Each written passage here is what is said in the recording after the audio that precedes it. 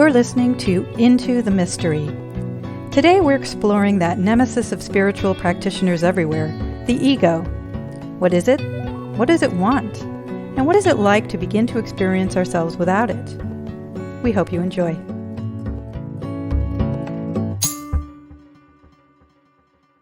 So what should we talk about? We're going to try and talk about ego again today. All right.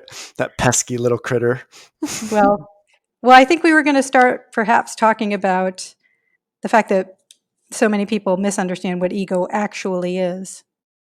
Well, there's so many things that the ego is, It's understandable because, our mind tends to seek like one good solid definition, and talking about the ego involves a lot of different aspects, such as in one sense, the ego is made up of defenses.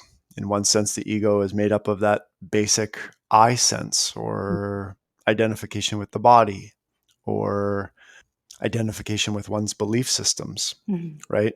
I think we typically use ego more in the sense of, I think we tend to equate narcissism with ego. And in my experience and view, they're not the same thing at all. The ego to me is much more basic than our narcissistic or lack of narcissistic activities. Like a lot of people will say, so-and-so has such a big ego. Right. Well, and usually what that means is that the person is narcissistic. But each and every individual has an ego. And if it's examined, I don't know that it has any size, big or small, at all. Right. And I mean, to be fair, all of us are narcissistic to some degree. Absolutely. Because when we're talking about the ego, that it is that I sense, fundamentally, the I sense that we've been building since birth, since we first began to perceive ourselves as a separate, quote unquote, individual in a separate body, and then began to add the layers of definitions that we typically think of when the mind needs to relate to a sense of me or a sense of I. And so that, in a fundamental sense, is what the ego structure is. But there are many, many layers to that, and many definitions that we pull in relationship to the dynamics and the people and society that surrounds us as well. Well, Freud was the one who really made the usage of the term ego so prominent. And, in his vernacular and in was it German? It must have been German. I think so. It simply means I, or the I sense. But what Freud described the ego as, he described it as the bridge between the conscious and the unconscious. And if we start to examine the ego as that, the link between our conscious experience of self and our unconscious, the way we play out certain patterning unconsciously, then the notion of ego becomes a very dynamic and vast subject to explore. Yeah, it almost becomes this sort of template in which you can impose whatever happens to be bubbling up from the unconscious and allow that to interact with what's coming in from the outside as well. Yeah. That's funny you would bring up Freud, because I was thinking about Freud this morning as I was preparing for this talk. And so in what he way? had, well, in that he had divided self, I guess, into three levels, which were the superego, the ego, and the id. And in spiritual speak, you could kind of equate the id with, I suppose, the shadow self, and the ego as the I sense, superego as the higher self. That may be an oversimplification, but that's kind of the way I think of it. Yeah, I would make one clarification on that, in that the id is more representative of our instinctual animal self as opposed to our shadow self. Okay. Because the reason I make that distinction is because the shadowy parts of the human being can exist at any of the levels: our instinctual, our emotional, our mental. Well, the id itself is a massive subject, but if you look at the ego as what tries to navigate between the instinctive, impulsive, animalistic self and the societally structured self in the superego, then the ego is sort of that. It's what tries to navigate the position between what my desires are, what my impulses are, what I want, what I need, and what the greater sense of humanity or society needs. And so the ego is always trying to monitor, it's always trying to navigate that difficult dichotomy. Yeah, because there's always a tension there, and the ego's kind of refereeing this. And that tension is palpable in the body at times when you find yourself in a position where, the id wants something, the instinctual drives, and we were going to talk about drives too. The instinctual drives are pushing us in one direction, and, whether it's a societal norm that's being challenged, or some other rule that we may have made for ourselves, or some kind of expectation of behavior in our family, or tribal structures. There can Mhm. be that enormous inner war going on that's being navigated. You named it. You named it. That would be maybe the easiest way to actually articulate what the ego is. It's a tension. It's tension. Interesting. Yeah. It's the sense of tension. It's the sense of contraction into a Yeah. separate, distinct entity that has to preserve itself. Yeah, that's exactly what it feels like. Yep. In deep stages of spiritual work, at a certain point, the ego is encountered as just that, a certain kind of muscular or even a tension on the skin, the surface of the skin, a sense Hmm. of boundaries and containment. Hmm. Oh, that's interesting, because that calls in the sense of an inner pressure that I think often leads to or precedes a great leap in spiritual growth, because there's the inner force in us, the Shakti, that always wants to expand, and that can feel like it wants to go in a lot of different directions, and the ego kind of has to step in and control that power in some way. Tries to. Yep. Tries to. Yeah, tries to manage Yep. it, because it's a huge power. I mean, when you really get in touch with that inner furnace of creativity, I guess might be one way to describe it, but it could be all kinds of things. It could be anger, it could be, whatever dynamic you're working with the shadow self, Hmm. etc. Um, Well, and therein lies that tension around controlling the impulses of the instinctual self. It's not only this tension, but it's a very specific attempt at control, mhm, controlling the life force, controlling energy, or mhm. another Freud would have spoken it of as controlling the libido. Yeah. If I find myself in a situation where my higher self, or my natural ego, or my natural self-expression wants to take me in a way that's in conflict there, um, it's almost as though I'm battling against an entity within myself, or maybe even outside of myself, depending on how you perceive that. So, I don't know, I guess I'm thinking in terms of, the context of religious practice and so forth, that, the more forcefully you hold to an idea of yourself as someone who presents in a certain way according to the rules of your religion, or whatever your ethical practice happens to be, the tighter that tension and the more explosive the consequences if there's a deviation from this sense of self. Does that make sense? Yeah, and it's also why spiritual practices rarely work because the ego, in its employment of spiritual practices, only seeks to achieve its own aims. Yes. And so Well, there's an intrinsic frustration built right into spiritual practice, which is you're trying to get something. You have a motivation to achieve certain desires, specifically the desires for preserving yourself and enhancing yourself with pleasure and comfort and approval and status and all of those things. And so, built right into the spiritual practices, if they're good, is something which will innately defeat the ego because its aims will never be met. right, So everyone who enters spirituality enters with a cloak of spirituality which disguises their egoic agendas. And until those egoic agendas become revealed through spiritual practice, there's very little actual maturing or development that goes on. right. Because the ego cannot see itself from its own self. Well, let's talk about for a moment the drive for enlightenment. It's just because it's the sort of the blanket term associated with spiritual practice. What Mhm. does the ego want motivate? What does it want enlightenment for?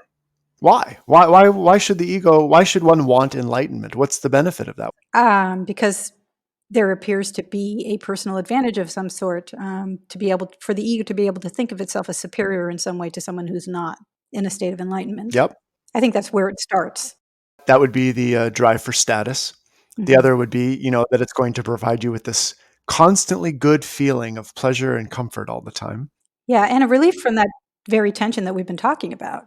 Being freed from this need to navigate all those internal conflicts. Right. Well, and the difficulty in it is that we can't be free of them until we understand them. Right.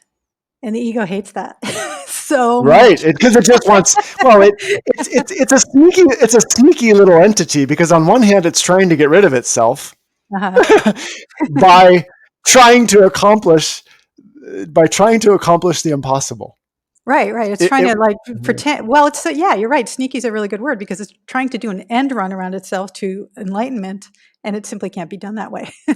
Right, right. And there's always some ego motivation or ego ideal or goal that is hidden there within Mhm, its gestures, within its, even just taking it outside the work of spirituality, just self-improvement. What do you want to improve yourself for? For what? For what reason? mhm. And if you boil those down, often you will find that those motivations are simply concealed forms of id like Yeah. behaviors. Yeah, I think there's a couple of things going on there as far as self-improvement goes. I mean, on the one hand, we're trying to, if we're talking about physical fitness, for example, we're trying to improve the physical form in order to be more attractive, maybe, which is trying to pursue that need for physical pleasure, et cetera. But I also find that that's a real sneaky way that the ego anchors itself in time because it's always deferring itself into the future. Like, I'll deal with you after I've dealt with all these other things. And Right. you can like go your whole lifetime putting things off and waiting to get to that place where, okay, now I'll finally deal with my inner self and my inner issues because there's always something else you can fix in the meantime. Yeah, well, and exactly, and it gets at if you play out the whole spectrum of your desires, aims, goals, and motivations, what's the final result that you're after? What is it Right. you're really after? What do you really want? And Mhm. if we can get honest with ourselves about that, we have a chance of understanding what drives this thing we call ego. Well, let's talk about what the ego wants then. I mean, ultimately, what the Mm. just the primal drives, or is there something specific that the ego is after? If we speak of it in a more metaphysical tone, we could say that the ego is trying to achieve realness. Because on some level, the ego is aware that it's not real. Yes. Hence the defenses. Yeah. So if the defense is against the ego feeling like it or discovering that it does not, in fact, exist. Exactly. Silence is the result. There's really nothing that follows that, is there? It's like, There what's the isn't. next move? I remember this terror, though. I remember in my own practice, I remember coming up against this over and over again, especially when the dark night of the soul stuff began to arise. Was this feeling that I have been in service to this non-existent entity for my entire life.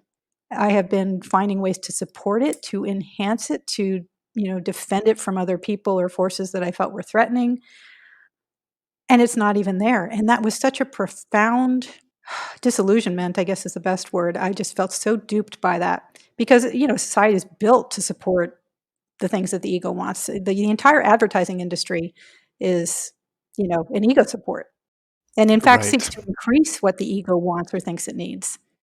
Right. Well, one of the things that advertising specialists know well is they know what desires the ego has specifically. And so, much of marketing and advertising in general is based on just the amplification of those desires, Yeah, right? yeah, With the hope and the promise that if you can achieve these desires, you will find the golden life you're looking for. yeah, yeah, yeah, and then Yeah. there's that moment of hope when you buy something or you buy into some new concept and you're like, "Okay, this is gonna be the thing. This is gonna be the thing that maybe completes maybe me. this time, maybe this time. I'll I'll Maybe be a this is real the one. person." You know, in our previous conversation, you and I talked about the ego as an arrested development. And Yes, if you look at the egos within the ego structure, this desire to be real, there's something about it. In fact, that's quite well articulated in the story of Pinocchio. yes, There's a desire to become real. mhm, And that is genuine. But the desire to become real is very different than the motivation to preserve oneself or enhance one's pleasure or to become well accepted or approved of amongst one's peers. That's a very different drive because to be real it's a whole different kind of motivation than the yes, motivations that run our lower drives. mhm. The desire to be real is a desire to experience oneself authentically from the inside, whereas the desire to look for approval from outside is ultimately going to disappoint because you can accumulate all the wealth and status and whatever else you value or your social circle values, and you can have all that. I mean, we can Yep. point to plenty of examples in entertainment or politics or anywhere else of people who seem to have achieved everything the ego wants, and yet you can see that there's an emptiness there and there's a huge Exactly. it's a lie. That emptiness is what our lower motivational factors keep us from experiencing. And so they keep us chasing after things that we think will fulfill us. There's a great little book by Tolstoy. I think it's called Confessions. Have you heard of that one? No, I haven't. Well, he wrote it at the height of his fame, where he was basically the wealthiest man in Russia. He was Mhm. well known pretty much throughout the world, or at least through all of Europe. And he was absolutely miserable. And what made it unique is he articulated that he basically had gotten everything he possibly could have wanted.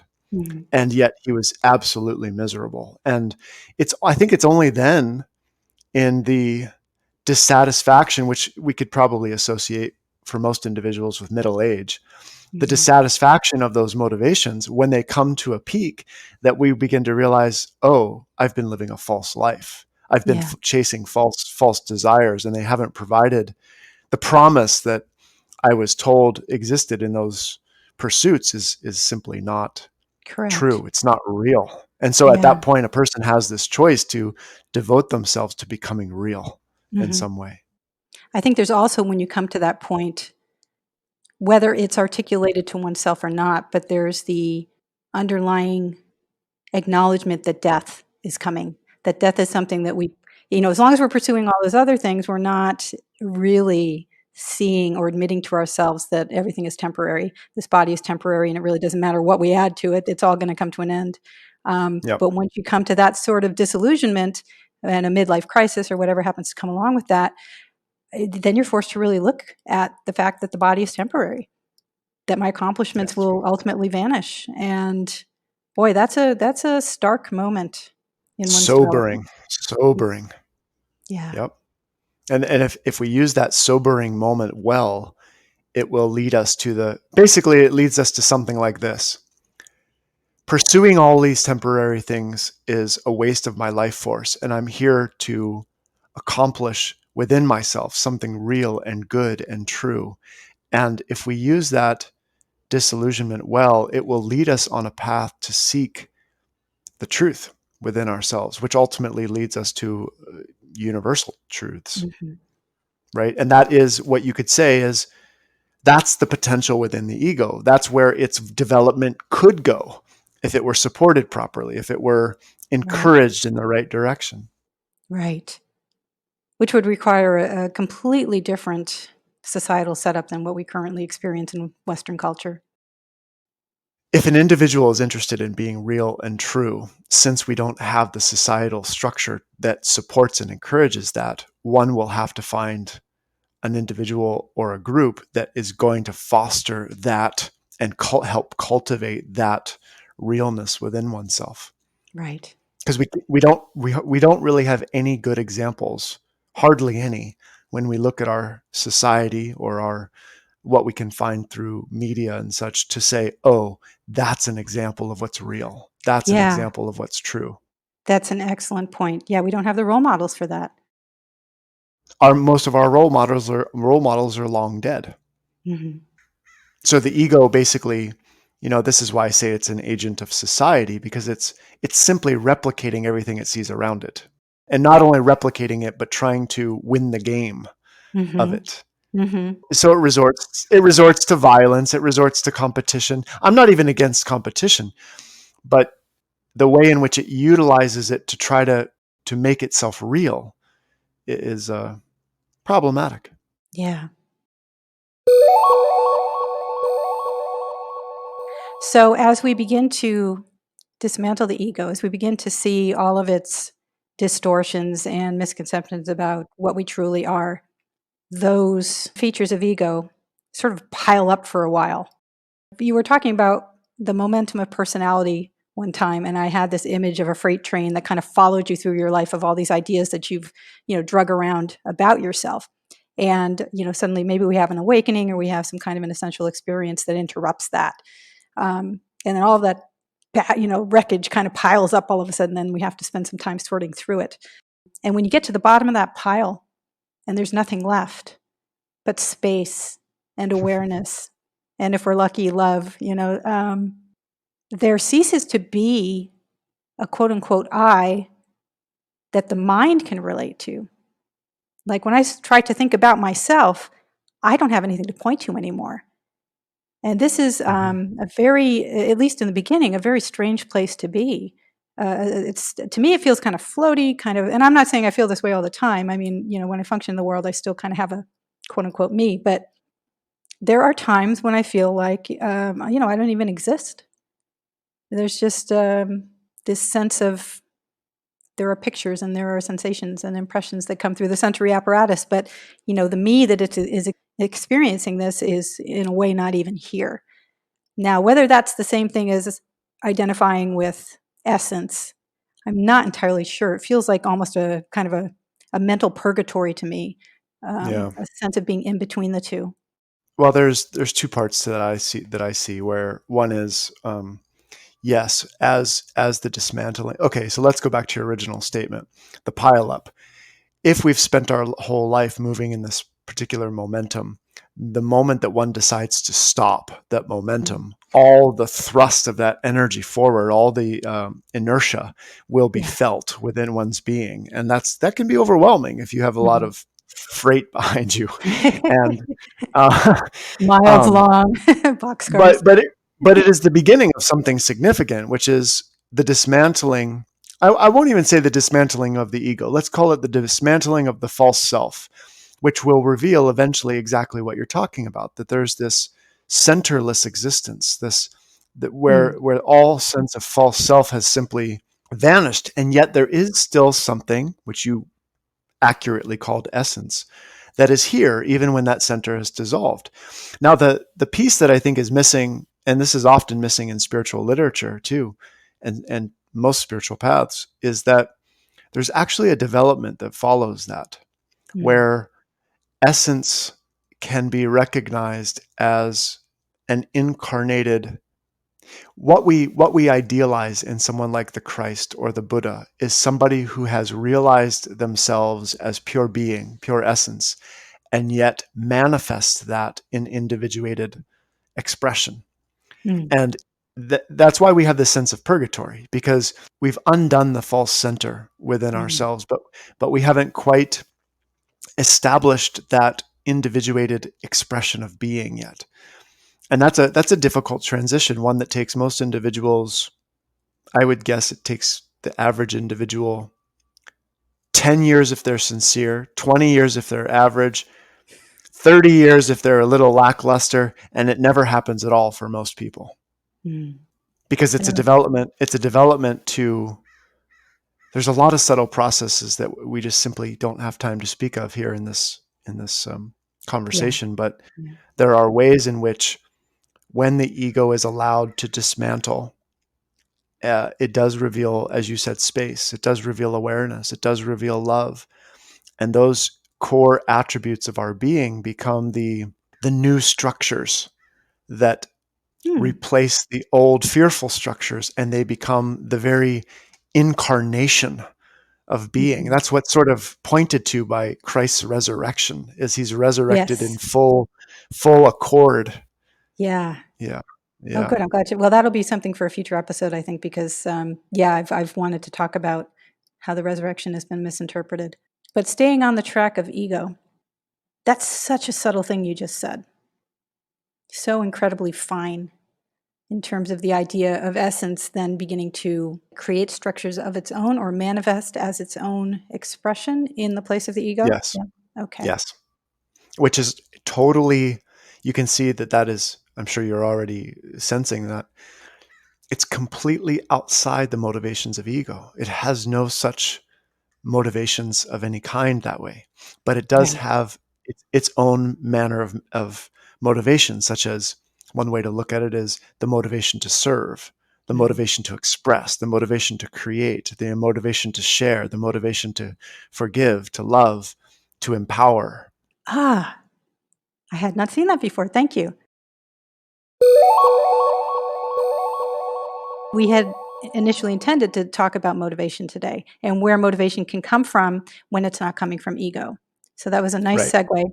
segue, because and that is something that people ask me frequently. If I'm talking about ego in a class or something, is, well, what do you do without an ego? How do you get anything done? Why would you want to get anything done? Don't you just like end up sitting on the couch and I don't know. You know, and such people, they're asking the wrong questions. The question Hmm. isn't why, the question is how you get things done.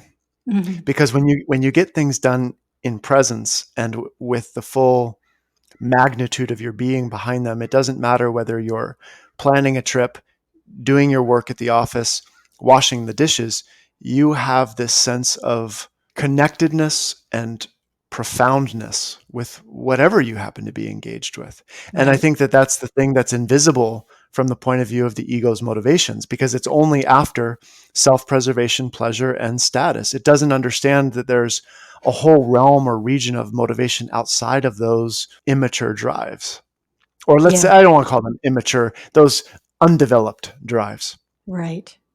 That would be like saying, well, once Buddha got enlightened, there was no point in him living anymore. And that represents this kind of nihilistic thinking that goes along, especially in Buddhism, where the idea is that when I dismantle my ego, there will be no further reason to live at all. It's just all Right. pointless. It's all Well, and you can certainly point to people who have just given up worldly life entirely, and sit around staring at flowers growing or um, things like that. And an ego that has not dissolved completely yet is going to look at things like that and say, well, that's unacceptable. well, there's some hint of truth in that too, in that I would say that those who end up simply removed from the world, staring at flowers, living in caves, they've only partially developed themselves. And the reason, the Sufis refer to that latter development as the pearl, and they Right. refer to it as something that is developed by your rigorous and conflicting contact with the world. That you need Mm. that rigorous and conflicting contact in order to develop yourself all the way. I think there's something even intuitive when we look at the person staring at the flower and say, doesn't seem to be quite right.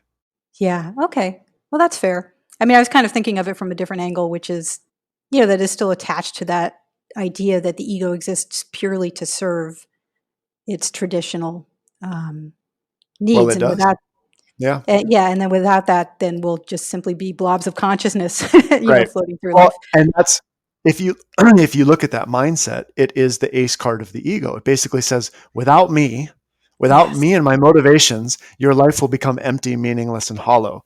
And Hmm. most people just simply buy into that bluff, Yeah. but it's a bluff. Yeah, it is. You're right. That is its ace in the hole, is just to say that, you need me. You think you don't, and it will express itself in innumerable sneaky ways to convince you of this that you may not even be consciously aware of. Yes, indeed. Such as just a sense of pointlessness. Well, nihilism, I guess, is the word you used, and that's accurate. Why do anything? Right. From its point of view, it's kind of correct, and there Hmm. doesn't seem to be a point to any of it.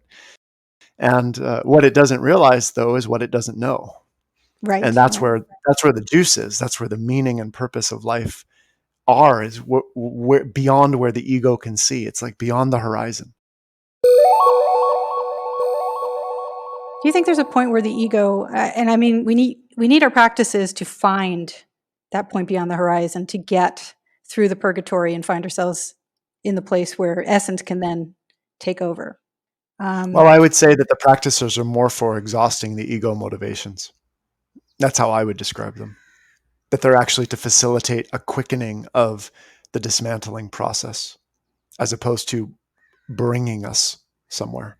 I guess what I was trying to say is there's an element of, we could call it faith, that needs to be invoked until we can experience the other way of being in the world.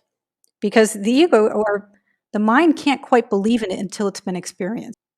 I once heard a statement that I think fits in really well here. It said, you have to believe in order to see, and you also have to see in order to believe. And it's a perfect perfectly paradoxical statement because it describes it's an answer to what you're saying. It's like Mhm. you don't get the glimpse of what lies beyond the ego without some kind of belief or faith, or maybe a better word is trust. And Yeah. yet you can't really trust without a glimpse. And so there's this there's this instantaneousness about your trust and your glimpse, that they actually occur within the same, I can't even say the same moment because that would imply time. They happen in the same moment outside of time. Not to be Yeah. too esoteric in saying No, such, no, but I totally get that actually. And this is perhaps why the mind has such a hard time, because the mind is built to separate them, separate the seeing from the believing and vice versa. But when we can allow that openness of thinking, or maybe an absence of thinking, so that those two can be the same thing, then that yeah, opens up the space for that experience. that would be one way of another way of putting this is that what we're trying to cultivate is a truly, I want to qualify that, truly open mind. And that's what you see in the shamans, the mystics, those who do glimpse truth, is they have an extraordinarily high degree of openness or open mind. And I don't mean Mhm. that in the usual way that phrase is used, but it also represents this capacity in some sense for observing abstractly. In other words, Mhm. that the more a person is attached to their facts and the reliance on material reality, the harder time they will have in trusting this glimpse of Yeah. something that can't be categorized by the mind. Words necessarily condense meaning into these very kind of rough approximations of reality. Um, and so, to the extent that we're even relying on words to describe this experience, we're going to fail. Exactly. Well, and you can see from that point of view why people would be interested in trying psychedelics or would want to receive Shaktipat from a guru, because if we haven't gone through the work of cultivating a truly open mind, which takes hard, really hard work, Mhm. there's this sense of needing something that will do it for you, Mhm. something that will open your mind for you, something that will dissolve your defenses for you. Now, of course, Shaktipat or psychedelics, they're only a temporary solution to that. One still has to develop one's true openness and availability to truth. Yeah, in a sense, I mean, we were talking earlier about the ego trying to do an end run around itself to get to Yeah. enlightenment, but in a sense, you have to do an end run around the ego and then come back and confront it head on to see where it's been lying to you. And that takes a great degree of self confidence to understand that that's not going to be a harmful thing to your sense of self, ultimately. I mean, it can Oh, be threatening in the moment, I guess, but you have to understand that. I mean, this is why people adhere so rigidly to their opinions of what reality is, and because their that's belief where, systems. yeah, and Yeah. their belief systems, because that's where our sense of security for our sense of self is rooted. And so to actually begin to dig into those things, question them, uproot them, whatever it needs to be, all of our inner work that needs to be pulled up, and our thinking style. That is a leap in cognitive operations that's, kind of quantum. Yeah. And this is why we have, especially the Course in Miracles articulates this well, but this is why we have the notion of surrendering to God, Yeah. because the ego can't find a way to destroy itself. Ah, Anything it does to undo itself simply creates more of itself. It's the, what's it called? The Ouroboros. It just creates yeah. more of itself. Mhm. And if we, that's the snake eating its tail for those who Yeah. don't know that term. So the ego arrives at that moment of irrational trust and radical truth seeking where its very gesture is to give itself up. Yeah. Yeah, to give itself up. And that's the irrational leap into truth or into God is, I once used it. It's a terrible analogy, but I think I'll share it here. We were talking in Course in Miracles one time about ego dissolution and dismantling the ego. And we were talking about it as, truth being a kind of bathtub full of hydrochloric acid. And we so the ego starts on the journey. It puts its hand in, it puts its arm in, puts its other arm in, puts its head in, puts its torso in. And what you're left with in the end is a foot that can't get itself in. It can't take that final step. So in other words, we can dismantle ourselves in lots of conscious ways, but there's a way in which we can't finish it off. Yeah. And so there's that, I call it irrational trust. There's that irrational trust in something which will perform that for you, something which will come as that final kiss, goodbye, right? Mm. And I don't mean that final kiss as some event in time as much as a finishing gesture which allows the ego to realize finally that it is impotent, that it has no power of its own.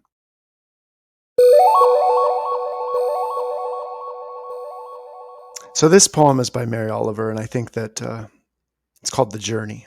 And I think what it describes well is this period of that we all have an opportunity to encounter in our lives where we realize that a transformation, a transmutation is needed, and speaks to this humbling and exalting experience that happens as we confront our egoic limitations and endeavor to, well, as she says, save our life. Mm. Again, it's called The Journey. One day you finally knew what you had to do and began. Though the voices around you kept shouting their bad advice, though the whole house began to tremble and you felt the old tug at your ankles. Mend my life, each voice cried. But you didn't stop.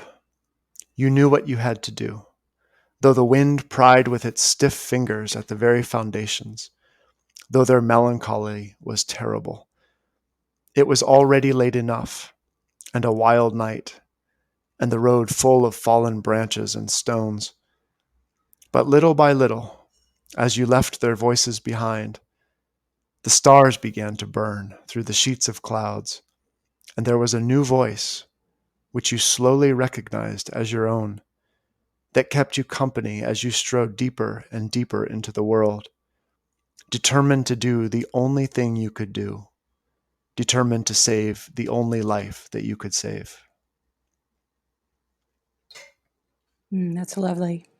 Yeah, it's good. Powerful.